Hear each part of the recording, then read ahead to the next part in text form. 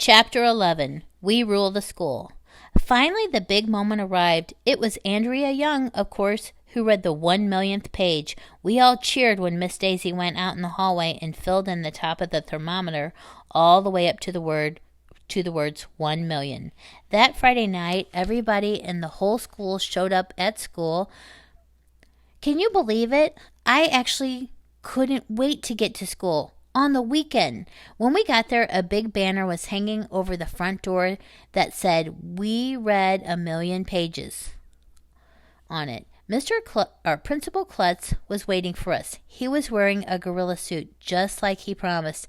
Inside, there was a table of snacks and treats and juice. Miss Daisy had brought in bonbons. But best of all, the gym was filled wall to wall with video games. I had never seen so many video games in my life. Families had brought in lots of TV sets, game systems, and games and lined them up all around the gym. We could play all we wanted, and the only rule was that you had to take turns. For the kids who didn't like video games, there were tables of board games set up in the middle of the gym. I think they're called board games because you get so bored playing them.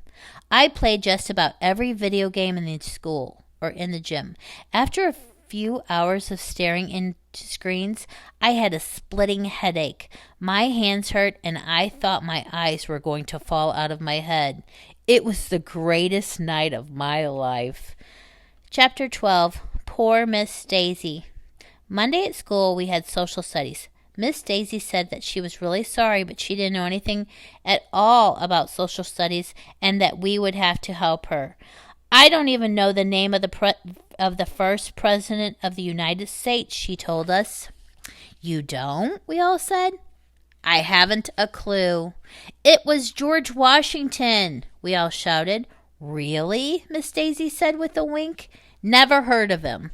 I was beginning to suspect that Miss Daisy might have been just pretending that she didn't know anything at all along.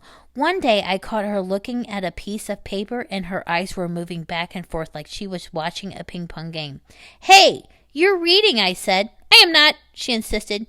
You know I can't read. Then how come your eyes are moving back and forth like you're watching a ping pong game? I was just thinking about this great ping pong game I saw once, she replied. It was great. You should have been there. Maybe she was joking, and maybe she wasn't. You can never tell with crazy Miss Daisy. If it turns out that Miss Daisy really doesn't know anything, I feel a little sorry for her. The kids in our school had read 1,000,000 pages, and she couldn't read one page.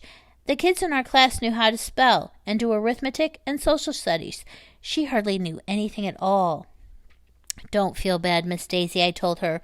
We'll teach you reading, writing, and arithmetic, and we won't tell Principal Klutz how dumb you are. She gave me a big hug.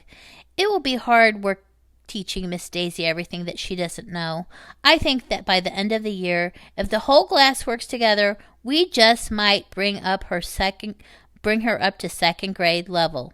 But it won't be easy. Okay, that's it. I hope you enjoyed the book. Give a thumbs up if you do.